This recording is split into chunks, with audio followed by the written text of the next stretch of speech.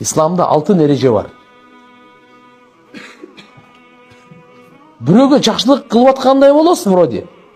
Бирок Курандын айтуусунда бирөөгө жакшылык кылбай эле өзүңө жакшылык кылып атасың дейт да. Мен бунун курсагын тойгозсом, мен өзүмө жакшылык кылыпмын. Курсагын тойгоздум буга. Мен буга кийим кийсем, өзүмө жакшылык кылыпмын.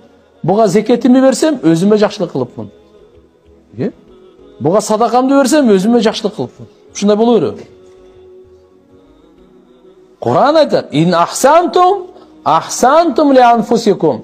Эгерде силер бир жакшы иш кылсаңар, өзүңөр үчүн кыласыңар дейт. Bunun soğuğu sen alasın. Bunun soğuğu sen alasın.